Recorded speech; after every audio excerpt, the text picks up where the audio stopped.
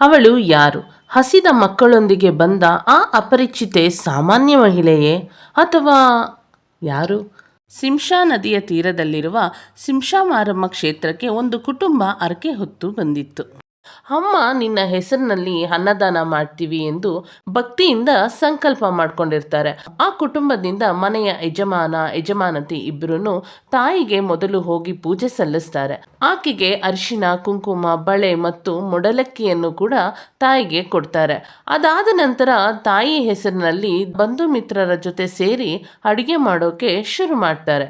ಅಡುಗೆ ಆದ ನಂತರ ಕುಟುಂಬದ ಯಜಮಾನಿ ಮತ್ತು ಯಜಮಾನ ಇಬ್ಬರೂ ಸೇರಿ ತಾಯಿಗೆ ನೈವೇದ್ಯವನ್ನ ಅರ್ಪಿಸ್ತಾರೆ. ಅದಾದ ನಂತರ ಬಂಧುಗಳು ಹಾಗೂ ಊರಿನವರಿಗೆ ಭೋಜನ ನೀಡಲು ಆರಂಭಿಸ್ತಾರೆ.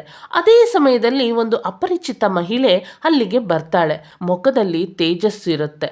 ಕೆಂಪು ಸೀರೆಯಲ್ಲಿದ್ದ ಆಕೆ ಅವಳ ಜೊತೆಗೆ 2 ಚಿಕ್ಕ ಮಕ್ಕಳನ್ನು ಕೂಡ ಕರ್ಕೊಂಡು ಬಂದಿರ್ತಾಳೆ.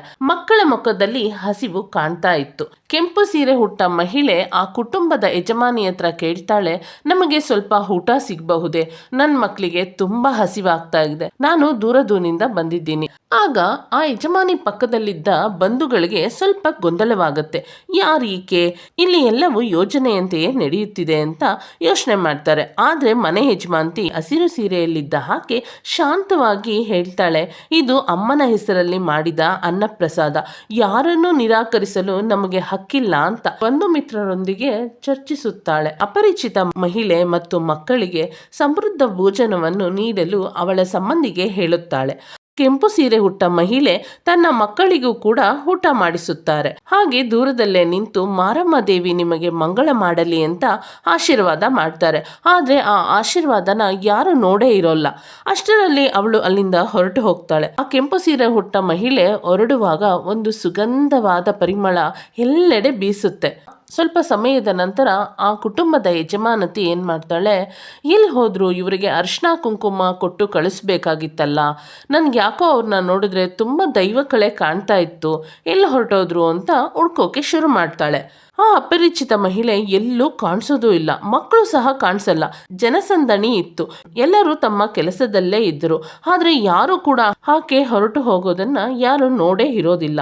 ಮನೆಯ ಯಜಮಾನತಿ ಎಲ್ಲಾ ಕಡೆ ಆಕೆಯನ್ನ ಹುಡ್ಕೋಕೆ ಶುರು ಮಾಡ್ತಾರೆ. ಆಗ ಮರದ ಕೆಳಗೆ ನಿಂತಿದ್ದ ಒಬ್ಬ ಗ್ರಾಮದ ಹಿರಿಯನ ಬಳಿ ಬಂದು ಆಕೆ ಕೇಳ್ತಾಳೆ, ನೀವು ಯಾರಾದ್ರೂ ಕೆಂಪು ಸೀರೆ ಹುಟ್ಟ ಮಹಿಳೆ ಇಬ್ಬರ ಮಕ್ಕಳ ಜೊತೆ ಹೋಗೋದನ್ನ ನೀವು ನೋಡಿದ್ರಾ ಅಂತ. ಆಗ ಆ ಗ್ರಾಮದ ಹಿರಿಯ ಒಂದು ಸ್ವಲ್ಪ ಯೋಚನೆ ಮಾಡಿ ಹೇಳ್ತಾನೆ, ಅವಳು ಸಾಮಾನ್ಯ ಮಹಿಳೆ ಅಲ್ಲ ತಾಯಿ, ಅವಳು ಸ್ವತಃ ಶಿಂಶಾ ಮಾರಮ್ಮ ದೇವಿಯೇ. ಆ ಗ್ರಾಮದ ಹಿರಿಯರು ಮತ್ತೆ ಹೇಳ್ತಾರೆ, ಮಾರಮ್ಮ ದೇವಿಗೆ ಹೂವಿನ ಅಲಂಕಾರಕ್ಕಿಂತ ಅನ್ನದಾನವೇ ಹೆಚ್ಚು ಇಷ್ಟ.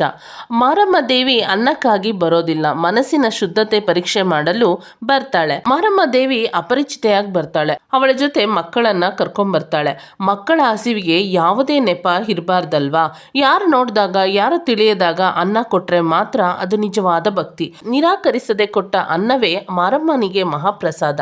ಅದಕ್ಕಾಗಿ ಅವಳು ಪರೀಕ್ಷೆ ಮಾಡಲು ಬರ್ತಾಳೆ. ಯಾರು ಅಮ್ಮನ ಹೆಸರಿನಲ್ಲಿ ಭೇದ ಭಾವ ಮಾಡದೆ ಅನ್ನದಾನ ಮಾಡ್ತಾರೋ ಅವ್ರ ಮನೆಯಲ್ಲಿ ತಾಯಿ ಸದಾ ಹೋಗಿ ನೆಲೆಸ್ತಾಳೆ ಅಂತ ಹೇಳ್ತಾರೆ. ಈ ಮಾತನ್ನ ಕೇಳಿ ಕುಟುಂಬದವರ ಕಣ್ಣಿನಲ್ಲಿ ನೀರು ತುಂಬಿಕೊಳ್ಳುತ್ತೆ.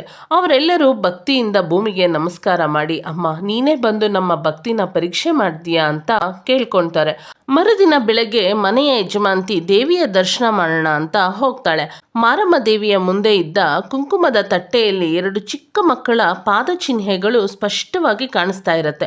ಆದ್ರೆ ಆ ಸಮಯದಲ್ಲಿ ಅಲ್ಲಿ ಯಾವುದೇ ಮಕ್ಕಳು ಕೂಡ ಇರೋದೇ ಇಲ್ಲ. ಮತ್ತೊಂದು ಆಶ್ಚರ್ಯ ಏನಂದ್ರೆ, ಕುಟುಂಬದ ಯಜಮಾನತಿ ಹಿಂದಿನ ದಿವಸ ತಾಯಿಗೆ ಅಖಂಡ ದೀಪ ಹಚ್ಚಿರ್ತಾಳೆ. ಅದು ಬೆಳಗ್ಗೆ ಆದ್ರೂ ಕೂಡ ದೇವಿ ಮುಂದೆ ಹಾರದೆ ರಾತ್ರಿ ಎಲ್ಲ ಬೆಳಗ್ತಾ ಇತ್ತು. ಅಷ್ಟರಲ್ಲಿ ಎಲ್ರಿಗೂ ಸ್ಪಷ್ಟವಾಗತ್ತೆ, ಇದು ಬೇರೆ ಯಾರು ಅಲ್ಲ, ಶಿಂಶಾ ಮಾರಮ್ಮ ದೇವಿಯೇ ಅಂತ. ಈ ಕಥೆಯ ಸಾರ ಏನಂದ್ರೆ, ಶಿಂಶಾ ಮಾರಮ್ಮ ಕ್ಷೇತ್ರದಲ್ಲಿ ಹಸಿದವರನ್ನ ಯಾವತ್ತೂ ನಾವು ತಿರಸ್ಕರಿಸಬಾರದು. ಅವನು ಭಕ್ತನಾಗಿರಬಹುದು ಅಥವಾ ದೇವಿಯೇ ಆಗಿರಬಹುದು.